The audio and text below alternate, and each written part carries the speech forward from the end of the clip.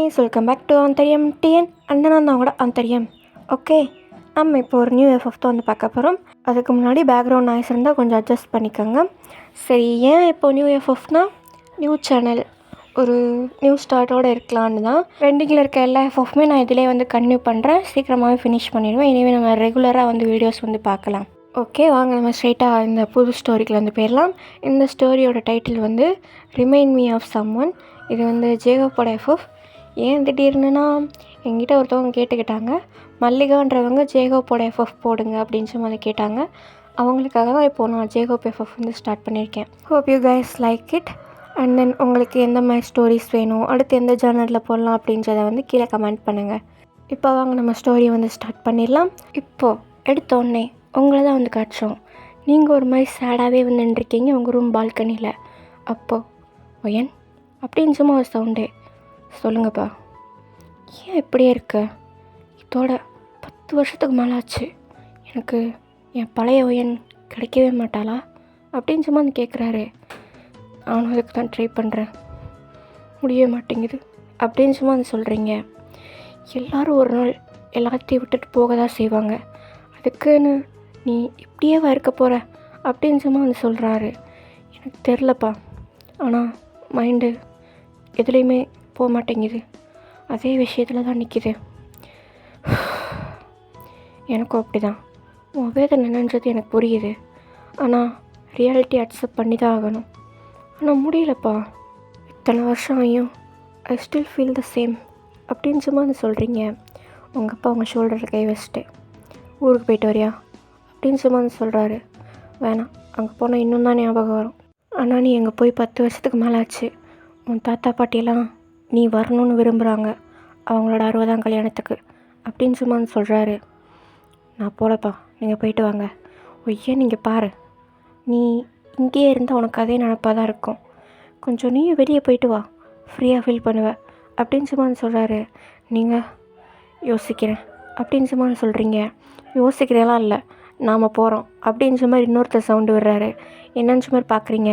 பார்த்தா அது உங்கள் தம்பி. இழப்பு உனக்கு மட்டும்தான் நினைக்கிறியா? எல்லாருக்குமே தான்.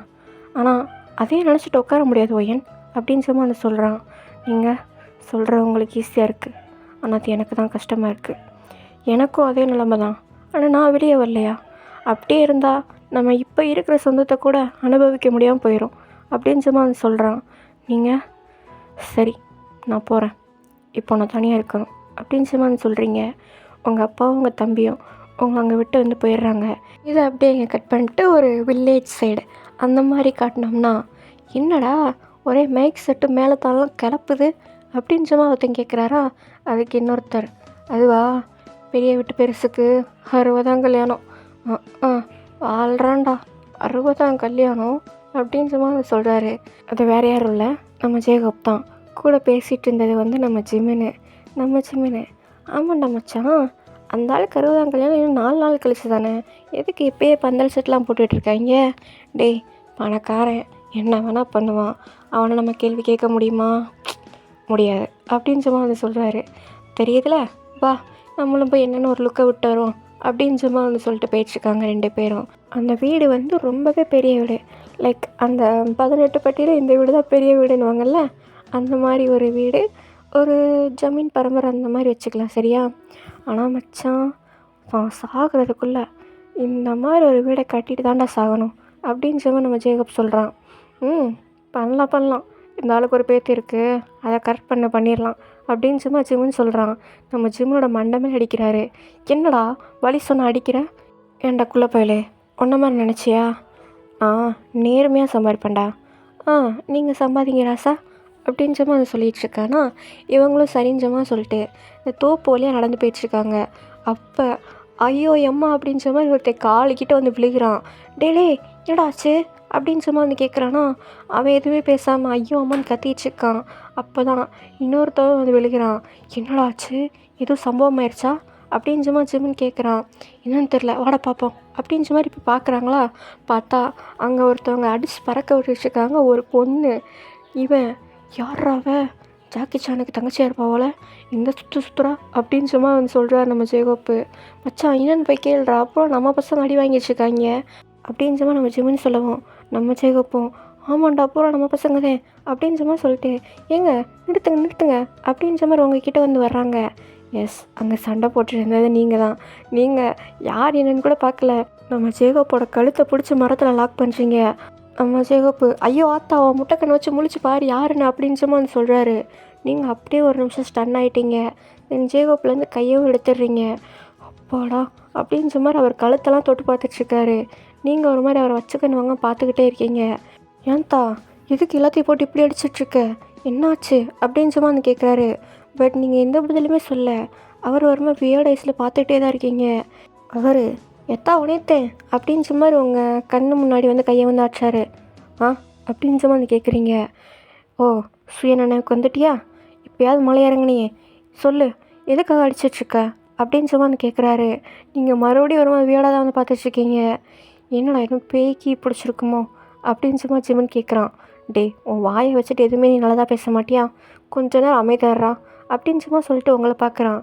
நீங்கள் ஒன்றும் இல்லை, தப்பாக பேசுனாங்க அதை அடித்தேன் அப்படின்னு சும்மா வந்து சொல்கிறீங்க. தப்பாக பேசுனாங்களா? யார் இந்த நாய்களா அப்படின்னு சும்மா வந்து கேட்குறாரு நம்ம ஜேகப்பு. ஆமாம், என்ன சொன்னாங்க? என்னென்னமோ சொன்னாங்க, ஐ கான்ட் எக்ஸ்பிளைன் அப்படின்னு சும்மா வந்து சொல்கிறீங்க. ஏண்டா லாஸ்ட்டில் என்னமோ சொல்லிச்சே, என்னடா சொல்லிச்சு? உனக்கே தெரில, எனக்கு எப்பறம் தெரியும் அப்படின்னு சும்மா வந்து ஜிமன் சொல்கிறான். ஏத்தா இந்த இங்கிலீஷில் தசு புசுன்றதுலாம் எங்களுக்கு புரியாது, தமிழில் பேசுனா புரியும், கொஞ்சம் விளங்குற மாதிரி சொல்கிறியா, உனக்கு புண்ணியமாக போகும் அப்படின்னு சும்மா வந்து சொல்கிறான். நீங்கள் இன்னும் அவனை ஒரு மாதிரி வியர்டாக தான் வந்து பார்த்துட்ருக்கீங்க. என்னடா அந்த அப்போ சும்மா சும்மா முட்டைக்கண்ணை விரித்து விரித்து பார்க்குது, பயமாக இருக்குடா அப்படின்னு சும்மா வந்து சொல்கிறான் நம்ம ஜேகப்பு. நம்ம ஜிமினும் அந்த அப்போ ஏதோ சொல்ல வருது, அதை என்னன்னு கேளு அப்படின்னு சும்மா வந்து சொல்கிறான்னா இவனும் பார்க்குறான். அதாவது தப்பாக பேசுனாங்க, அது என்ன பேசுனாங்கன்றது எனக்கும் பாதி புரியல, ஆனால் அவங்க தப்பாக பேசுனாங்கன்னு மட்டும் புரிஞ்சிச்சு, அதான் அடித்தேன். ஏன் திருப்பி அடிக்க போறியா அப்படின்னு சும்மா வந்து கேட்குறீங்க. நாங்கள் தானே, நாங்களாம் அடித்தா சிரிச்சிருவாங்க அப்படின்னு சும்மா வந்து சொல்கிறாரு. இது உங்களுக்கே லைட்டாக சிரிப்பு வந்துடுது, நீங்கள் அப்படியே லைட்டாக சிரிக்கிறீங்க. அப்பாடா சிரிச்சிட்டியா புண்ணியவதி அப்படின்னு சும்மா வந்து சொல்கிறாரு. நீங்கள் அகெயின் சிரிக்கிறத நீ பாட்டிட்டு ஒரு மாதிரி வியர்டைஸில் வந்து பார்க்குறீங்க. அவர் என்னடா மறுபடியும் எப்படி தான் பார்க்குறா அப்படின்னு சும்மா ஜிம்மிட்ட கேட்குறாரு. என்னன்னு தெரிலடா அப்படின்னு சும்மா ஜிம்முன்னு சொல்கிறான். அவர் மறுபடியும் அவங்க மூஞ்சி முன்னாடி கையாட்டிட்டு சும்மா சும்மா அந்த மாதிரி பார்க்காத, லைட்டாக அள்ளு விடுது அப்படின்னு சும்மா சொல்கிறாரு. நீங்கள் மறுபடியும் அந்த மாதிரி தான் வந்து பார்க்குறீங்க. போச்சு, இந்த பிள்ளைக்கு பார்க்குற வியாதி இருக்குது போலடா அப்படின்னு சும்மா ஜிம்முன்னு சொல்கிறான். சரி நீ இங்கே என்ன பண்ணுற, உன்னை பார்த்தாலே தெரியுது நீ ஒரு பெரிய வீட்டு பொண்ணுன்னு, இந்த ஊரில் என்ன சொல்லி அப்படின்னு சும்மா வந்து கேட்குறான். நீங்கள் அது வந்து பெரிய வீட்டுக்கு எப்படி போகணும் அப்படின்னு சும்மா வந்து கேட்குறீங்க. ஏன்தா உன் சொந்தக்காரங்களா அப்படின்னு சும்மா வந்து கேட்குறான். என் தாத்தா வீட்டுக்கு அவளி தெரியாமல் நிற்கிற அப்படின்னு சும்மா நம்ம ஜிமன் கேட்குறான்.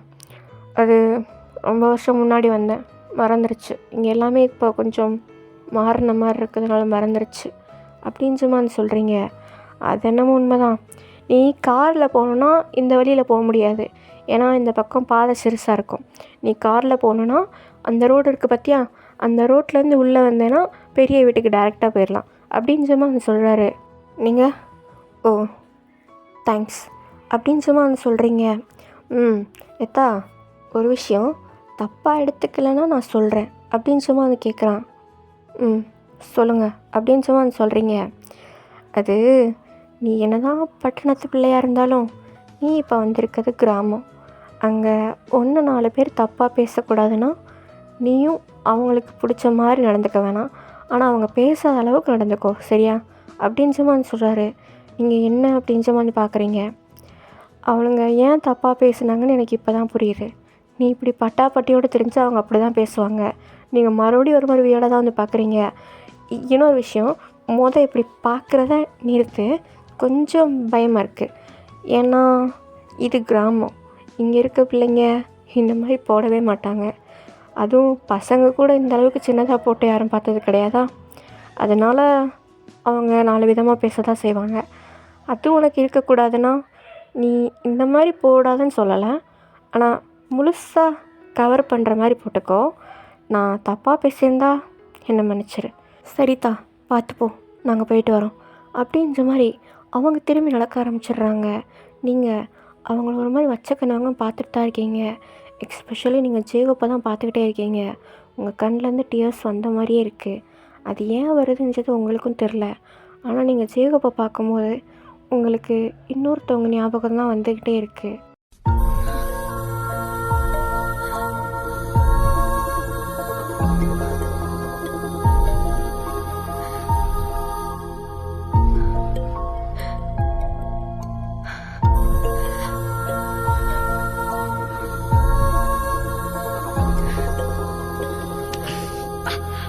இப்போ ஒரு டைம் ஸ்கிப்.